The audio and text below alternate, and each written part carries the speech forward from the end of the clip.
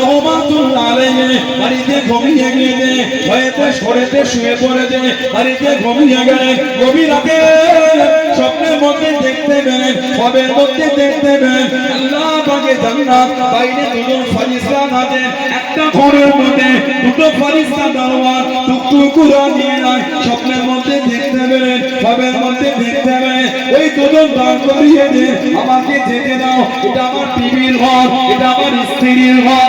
ওই দুজন ফেরেশতা হাতটা ধরে টাকা দিয়ে বলেছে এটা দুনিয়া নয়, এটা দুনিয়া নয়, ও এটা হলো জান্নাত, এটা দুনিয়া নয়। যার ঘর সেই ঢুকতে পারবে। ঘুমটা ভেঙে গেল, ঘুমটা ভেঙে গেল। টিভিকেও কাঁদে কাঁদে, ও জুবাইদা ওঠো ওঠো, কালকে তোমাকে মজা করে নেই, আজকে স্বপ্নে দেখে ফেলেছি, চলো চলো আমাকে নিয়ে চলো।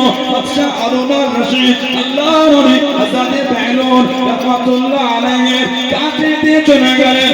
ও ঘরকে বিক্রি করবে বাবা, ঘরকে বিক্রি হবে বাবা, আমি ঘর বিক্রি করবো, কত দাম বাবা? হযরত বেলাল জানিয়ে নেন, ও বাদশা হারুনুর রশিদ আমার এই বাড়ি খারাপ 10,000 দিনার দাম,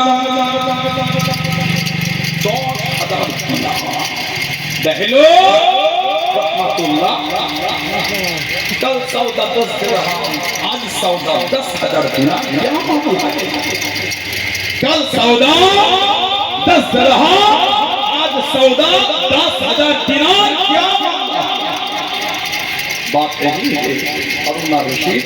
कल सौदा बिन देखे, आज सौदा तुम देख कर करनी चाहिए। कल के सौदा না দেখে হয়েছিল, আজকে সওদা তুমি দেখে করতে, ওই জন্য কালকে সওদা 10 টাকায় হয়েছে, আজকে সওদা 10,000 টাকা।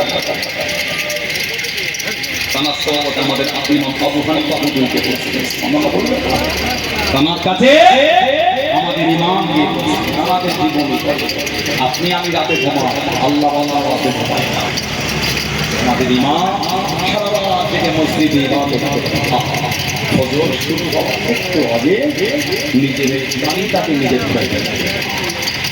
নিজের দাড়ি নিজে ধরে মসজিদের মেম্বারের কাছে দাঁড়িয়ে আল্লাহ আমি নোমান বিন সাবিত রাহমাতুল্লাহ আল্লাহ দাড়িটা সারা জীবনে যে আমল করেছি আল্লাহ নাজাত আমি পাবো, তবে আল্লাহ দাড়িটা সাদা হয়ে গেল, আল্লাহ আল্লাহ কিয়ামতে আমাকে জাহান্নামে দেবে না।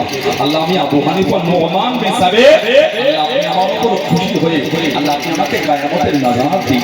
প্রত্যেকদিন রাতে নিজের দাড়িটাকে ধরে টানতে না দোয়া করতে ধরে বলে আরেকটু জোরে বলা গেল না আমাদের তো দৃষ্টি জীবন তুমি দেখো আল্লাহ নবী আমার আপনার মুজাদ্দিদুল জামান মুহাম্মদ আলাম আমির শরিয়া হযরত আব্দুল রাহিম মারুফ মুহাম্মদ আবু বকর সিদ্দিকী বলে কুরাইশি দাদা ফিরত মাকতুব করে বলে আমাদের দাদা বিশ্বাস মানে না এই বানাপুরের লোকেরা বেলেগাটা সোনা মানে আপনার গাছিয়া সোহাই কোমানপুর বিসাপুর মানে ভালোবাসে মধ্য চত্বরের ভাইয়েরা ছেলেরা যুবকেরা মুরব্বীরা মহব্বত করে, নীতি ঠিক করে, নীতি ঠিক করে, কাউকে গালি দেবার টাইম নাই।